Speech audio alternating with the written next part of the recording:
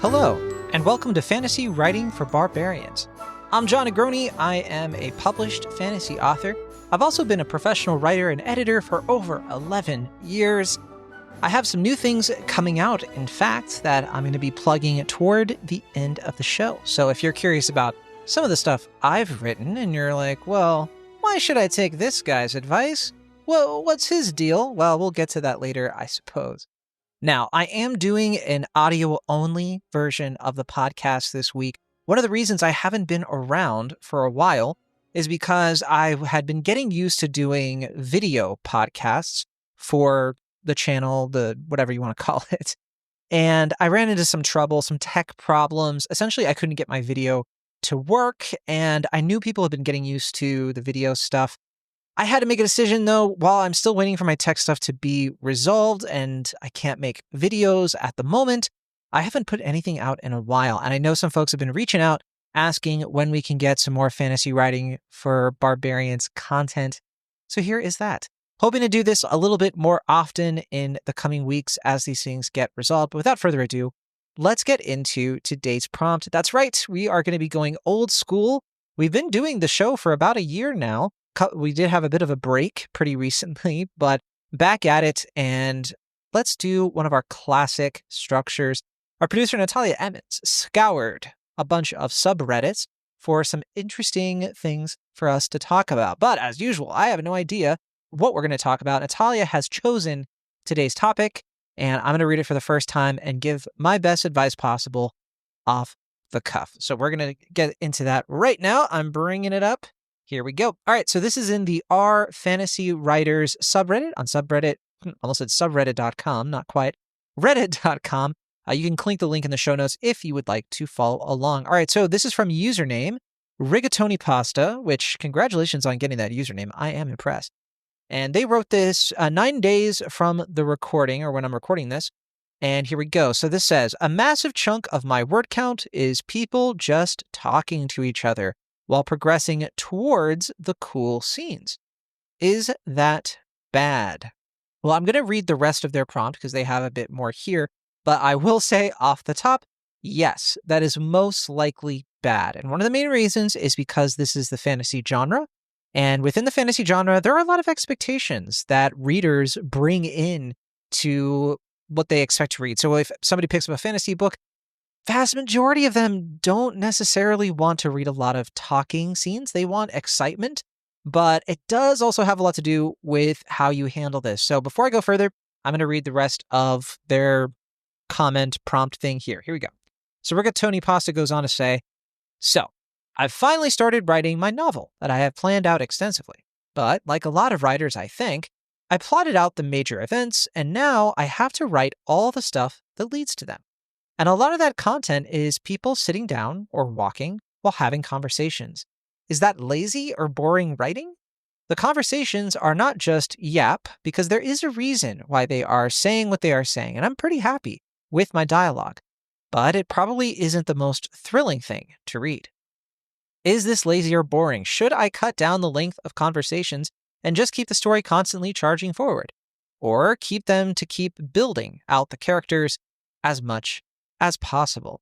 So I'm going to tell you something that my mentor, Kate Bronning, told me several years ago, back when I was developing a novel that was a sci fantasy.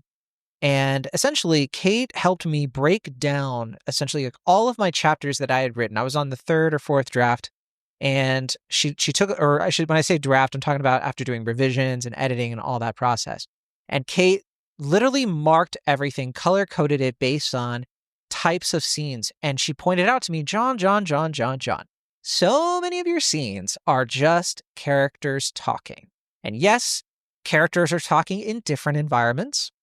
They are talking about things that matter. There is conflict in the dialogue. You are making the conversations feel like a progression in the sense that new information is being revealed. We're learning about characters and the world. However, there is not enough variety. There is way too much talking, and the few spectacle scenes we do get don't really feel like extensions of those conversations, nor do they feel like the pace of the novel has really kept up with what you are doing here, because the problem with a lot of conversation scenes is that you ultimately end up with a flat narrative structure. This usually boils down to a mistake that I certainly was making a lot as a fantasy writer. And I see a lot of the time when I'm helping people with their manuscripts, it's that they haven't properly outlined their novels to have a progression of scenes.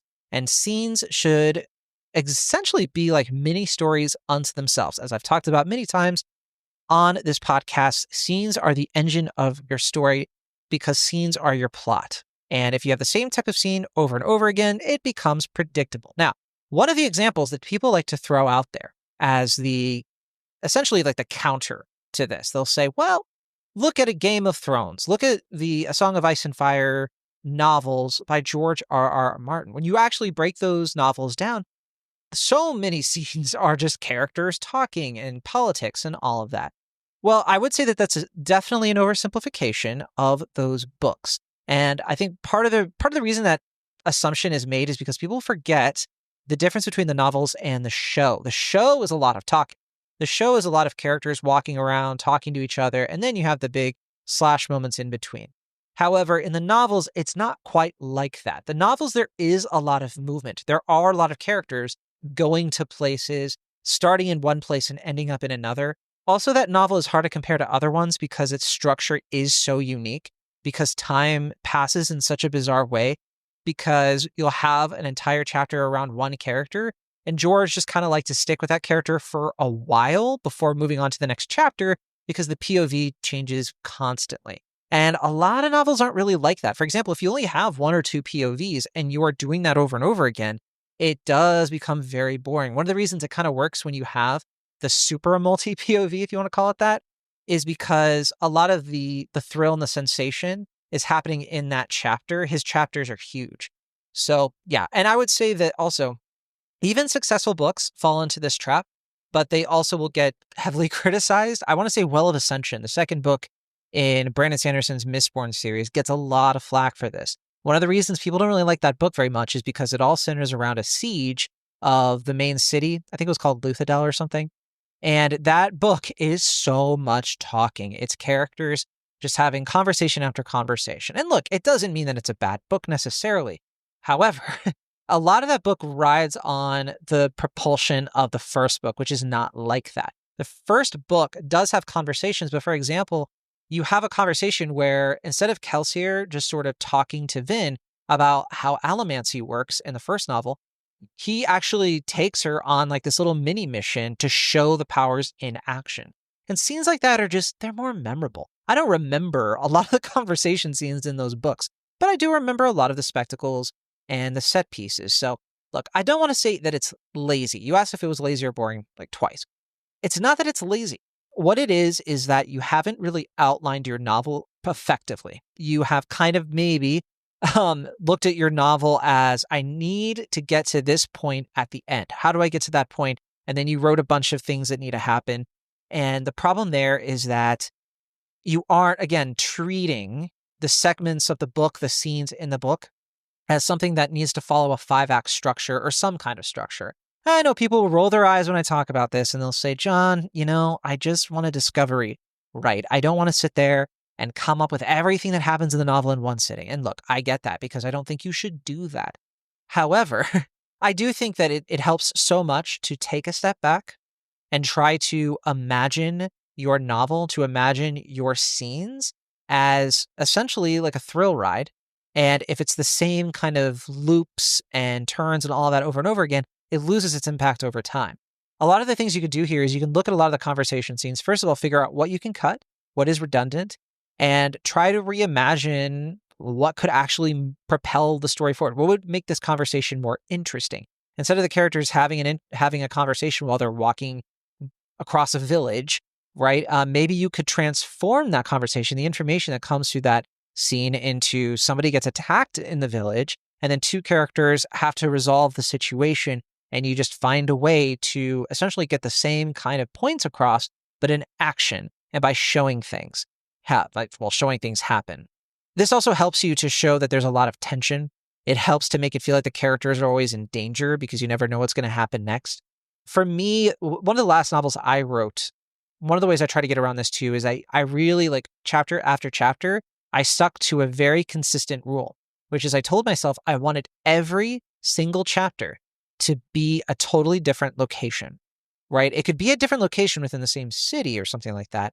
But I really want to prioritize, like, this is a sprawling adventure. That was the marketing for the book. The whole point of the book is you go on this grand epic voyage. And I wanted to make sure that every single chapter had its own kind of unique place. And then once I started building out, like, okay, this is the chapter where they're going to be in this place. What could I find to make this place really cool? That's where I found room to introduce stakes and action and all these other things that kind of break up the conversations and all that. So for example, I might have a character or I might have a chapter where a character walks up to another character and they start having a conversation. But I always try to take advantage of, well, we're on a ferry, and what's cool about this ferry? We have some refugees on here. What if I could create this kind of like thrilling moment, or I could create this moment of misunderstanding? I could essentially infuse the chapter, the scene, with something unique to that place that would make it more memorable. And that's why I think that novel really works, actually, because when you read it, it does feel like every chapter is its own adventure. Every chapter, it makes you want to go to the next thing because you've come to expect that it's going to be thrill after thrill, essentially. So this could be a case where you need to go back and do some heavy revisions, and that's okay. It's awesome that you are working on this and that you're finding progress. It's a tough problem to solve because it is a habit. It's something that happens to a lot of writers. It happened to me when I was years into writing fantasy. Don't get me wrong. I think my first fantasy novel, I didn't really do this as much. I actually avoided the very problem that my third novel I was running into. It just kind of happens. But it is something you definitely need to take care of. All right, so let's take a look at some of the comments and we can expand further based on what some other folks in the community have to say. So this is from Frito Good Gulf, and Frito says, it's bad. And then they're referencing the part where Rigatoni said, a massive chunk of my word count is people just talking to each other while progressing towards the cool scenes. Is that bad? And Frito said, because you describe it as simply getting to the cool scenes, that's why it's bad. The conversations should also be cool scenes in your mind. I like that. That's a good point. I think that I didn't really touch on this too much, but this is something that a lot of authors, a lot of successful authors will stress. And that is the fact that your conversations, the dialogue scenes really should have a lot of conflict. It should feel like two characters trying to get something out of the other person. Basic creative writing. This applies not just to fantasy, but honestly to everything. And I think that those scenes can and should be extremely exciting. That's why Game of Thrones conversations tend to be pretty exciting, because they have a lot of tension. They have a lot of things built into the danger of what's happening and how, certain characters might get a leg up on another character. It feels like the conversations have effects on the world. So the outcome of a conversation between Tywin Lannister and Tyrion Lannister is going to mean something. It doesn't just end ambiguously. It's like, well, because they had this conversation, that means now Tyrion suddenly is thrust with a responsibility that's going to alter the course of his story for the rest of the novel. Stuff like that is what makes these dialogue scenes more impactful. But of course, you still need to vary things up as much as you can. Fredo also says, well, the Canterbury Tales is just a bunch of people walking and talking, and it's an absolute classic. So that alone isn't necessarily a problem. But it's also an evergreen issue for authors in finding the balance between key beat points, building out characters, and establishing settings. Dialogue can be invaluable to doing that. Can it be boring? Yeah. But in your case, if this is the first draft, just write it all out. I don't necessarily agree with that. I think that just writing it all out, I think that you're just adding a lot of work to yourself if you know it's something that doesn't work. I think it's much better to go in with a plan so that you are being respectful of your own time. I know this is the default advice that gets thrown around so often. Just write, and figure it out. Look, not everybody has all the time in the world, buddy. I don't have time to just write out every bad idea I have. I want to work smart, not just hard. And so, I don't like this advice, to be totally honest. They do go on to say, second time through, critically analyze each passage, keeping in mind what's ahead and behind it. You'll likely find passages you can excise or replace with a dynamic set of actions that convey whatever you need about characters or setting, or you might come up with more effective dialogue. There's nothing wrong with doing this, but I don't like the idea of I'm going to do this later. I think that you should be doing this as you go. I also think that you should try to avoid having to do this.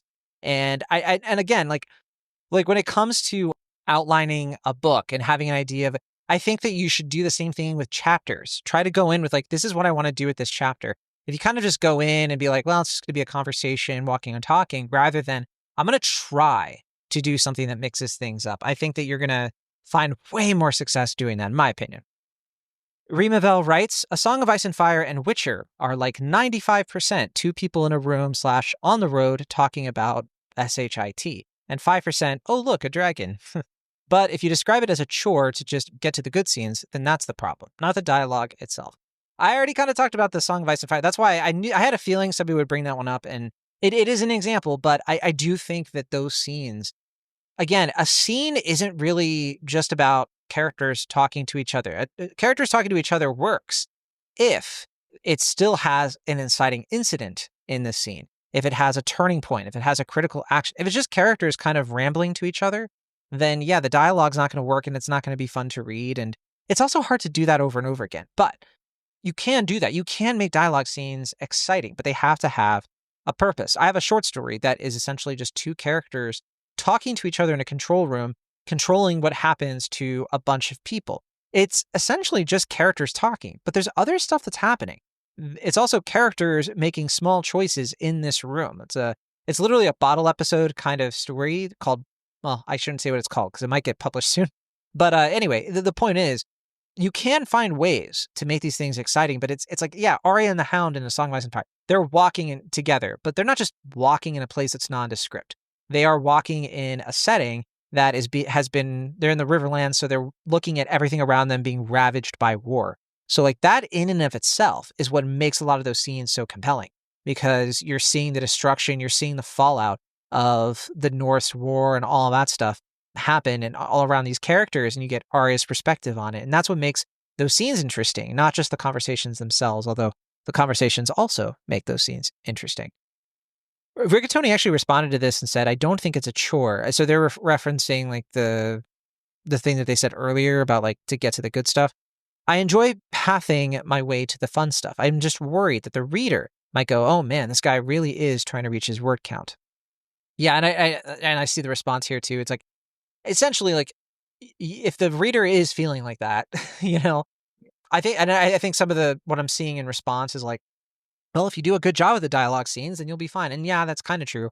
But I do think there is value to avoiding characters just talking all the time. Like, I think there is a value to that because it speaks to pacing. And to say that like, well, I'll be fine because these other writers get away with it, you're comparing yourself to like some of the most successful writers of all time. They might get away with it because they have such a mastery of the form. They know how to make a dialogue scene feel like a sword fight. That doesn't mean you do. And so you probably want to defer to what your strengths are at this stage in your development. And your strengths probably are not writing a bunch of dialogue scenes that are supposed to be equally impactful. It is just such a tall order. It's so much pressure to put on yourself. Let's take a look at one more here. This is from Nozaz. Nozaz says, that entirely depends on the quality of the dialogue. Conversation should not just be filler that people say because they are there. In universe, that might be their reason for talking, but it's also an opportunity to see things happening outside of the POV character's experience, to understand characters and their motivations better, to learn about the world. Even if the characters are just talking for small talk reasons, it should also have secondary purposes. Again, I think this recurring advice, which is that like, well, just make the dialogue better. I don't think it's going to fully solve the problem. I think it's like a Band-Aid solution. I think it makes you better and more mindful of trying to make your dialogue better, but it doesn't solve the problem that I think people will find the novel kind of just boring because it'll feel repetitive. I have this criticism all the time when I read books, and I just don't feel like enough is happening. And it's one thing if like characters are en route to a place and you have a quick conversation scene and then stuff happens. And then you have another chapter where maybe it is going to be a little bit more dialogue heavy, but you just upgrade the quality of that dialogue. Again, a lot of this comes down to outline problems. So many of the things we talk about come down to outline problems. And I hate that when the solutions are, well, try to mitigate your outline problems by trying to be slightly better at the technical stuff. That only gets you so far. But if you work better on your outline and how you actually plan a story, how when you start with your story, you really have an idea of the pitch and what it should be trying to accomplish at the beginning, like you have an understanding of like what the back jacket copy might be and how you might pitch this thing to agents, for example. The earlier you get all that stuff across and you start building out the book, the more time you're going to save, the more opportunities you're going to have to get better at the craft, and you're going to create stuff that really works. I really struggle with this because I think what happens is people take this advice of like, well, just, kind of write it out. And if you have to make some tweaks later, you'll just cut things out. But again, if you're an amateur writer, the more inexperienced you are, the more likely it is that you are not going to be able to cut things easily. Because when you're not that sure of yourself and you're not that confident in your writing, it can feel like, I don't want to cut this. This is actually good. Is there a way that I can keep this? Because you worked hard for those sentences and they feel precious to you. When you do this for a while, that becomes way less important. Hey, look, George R. R. Martin again, the guy will literally just like cut out thousands and thousands of words. He'll just like be like, this chapter isn't working. He'll start over, right? Why is he able to do that? Well, because he's written so much, he knows that he can just top himself. Like he can absolutely like write something even better, and he has that confidence in himself. You probably don't. And so you're going to have a harder time killing your darling. So you want to avoid that situation at this stage. You want to create a situation where whatever you're writing is polished enough that you don't have to like constantly fight this game of temptation where you're like, do I have to delete this entire chapter? Like that feels so draining mentally. You don't even want to have to put yourself into that position right now. That's something that like later down the line, when you get to a point where you have that confidence, like I write so many things that I just never, I wrote something that I was like, yeah, this is kind of good. And I'm like, I'm never going to publish it. I just wrote it and I shared it with a couple of friends for their input. So yeah, do you like this? And, I was like, well, I don't think that there's a place for this story right now, maybe ever, but that's okay. I was like, whatever, I've written like entire books that I'm like, I don't think I would publish this. I don't think it's publishable for what I want it to be. That's fine. I'm just going to move on to the next thing. And that's because like I get to this point where I've written enough things, I've published enough things, and I'm like pretty happy with my success as a writer right now. And that means I'm in a different headspace where I feel like I can just kind of do whatever. But you're probably not in that headspace right now. I know a lot of people in our fantasy writers community are. They're writing all the time, and that's why to them they're just like, just write write, and you'll be fine because that's what works for them because they're so experienced. But I remember what it was like to be in a lot of these other people's shoes, which is, that means it's not good advice. I just write all the time because I don't plan on publishing everything I write. And I just hold on to things that I think are good enough, and I try to set a pretty high standard for myself. So that's a whole tangent I could be on. In fact, that's a great segue to finish today out with some promotion. I have 2 anthologies coming out this month. So excited. Both of them fantasy. So I have 2 short stories that are being published in 2 different anthologies. One of them is already out right now. So it's for Speculation Publications. Link in the show notes. There's an anthology that I have a short story in called Aurora Tales of Winter Dreams. It's the 3rd in their collection of this series. It's a short story collection that centers around themes of like cold winter. It's definitely like a holiday fantasy kind of book. So this is the great time to get it because, 'tis the season. Would make an awesome gift. My story is called Don't Wake Up Too Fast, which is a YA magical realism tale with a lot of Puerto Rican folklore strapped in. I had a ton of fun writing it. I think it's really, really fun. And it's one of those weird stories where people told me when they were first reading it, they're like, I didn't even realize until the end of the story when I was like, oh man, what a story. Wait, I never knew what the main character's name was. I managed to get away with that. It's one of those rare times, I guess. But it's a really fun tale. I hope you all like it. It's out right now. You can get it on Amazon, bookshop.org, or Barnes & Noble. It's available as an ebook or a paperback. I have another short story coming out in a superhero anthology from Oddity Prodigies. I've been so excited to finally see this one out in the wild. It's going to be coming out November 15th, so it's not out quite yet. I'll keep promoting it, but keep an eye on it. I wrote a short story called Illegals, and it's a superhero sort of science fantasy kind of tale.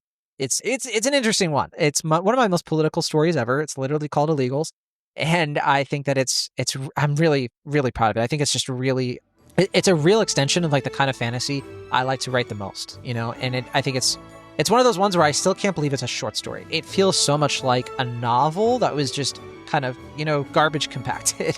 I don't say garbage derogatorily, though. So, derogatively? I don't know. That's something like that. Derisively. That's probably better. All right. Well, that'll do it for my shameless plugs. Check that stuff out in the show notes, of course. and I'll be back hopefully soon to talk more fantasy writing. Until then, be sure to subscribe to the channel on YouTube or to subscribe via your favorite podcast, and I'll see you all on the next one. Be sure to keep on writing if that's what you feel like doing.